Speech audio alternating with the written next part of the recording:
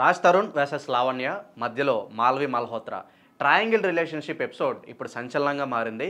రాజ్ తరుణ్పై లావణ్య అనే యువతి నార్సింగ్ పిఎస్లో ఫిర్యాదు చేశారు. రాజ్ తరుణ్ తను 11 ఏళ్లుగా రిలేషన్షిప్లో ఉన్నామన్నారు. కానీ ఇప్పుడు మాల్వి మల్హోత్రా అనే యువతి మోజులో పడి తనను నిర్లక్ష్యం చేస్తున్నాడని రాజ్ తరుణ్పై కంప్లైంట్ చేసింది. ఈ రిలేషన్షిప్ వివాదంలో ఎన్నో ట్విస్టులు వెలుగు చూస్తున్నాయి. మాల్వి మల్హోత్రా అండ్ ఫ్యామిలీ తనను రాజ్ తరుణ్కు దూరం చేయాలని చూస్తున్నారని లావణ్య తన కంప్లైంట్లో పేర్కొన్నారు. అంతేకాదు మాల్వి మల్హోత్రా ఆమె బంధువులు తమ బెదిరిస్తున్నారని, తనకు రక్షణ కల్పించాలని ఫిర్యాదులో పేర్కొన్నారు.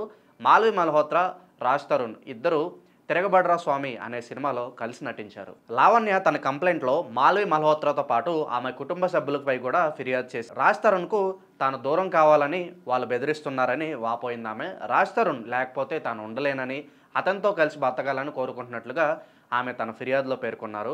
ఇలా లావణ్య కంప్లైంట్ తెరపైకి రాగానే అలా రాజ్ తరుణ్ తన వెర్షన్ వినిపించాడు. సహజీవనం నిజమే, కానీ అది వన్స్ అపాన్ ఏ టైం. ఇప్పుడు తను మరో వ్యక్తితో రిలేషన్లో ఉందని, డబ్బు కోసం తనను బ్లాక్మెయిలింగ్ చేస్తుందని ఆరోపించారు. ఈ ట్రయాంగిల్ ప్రేమ కథలో సినిమాకు మించిన ట్విస్టులు బయటపడుతున్నాయి.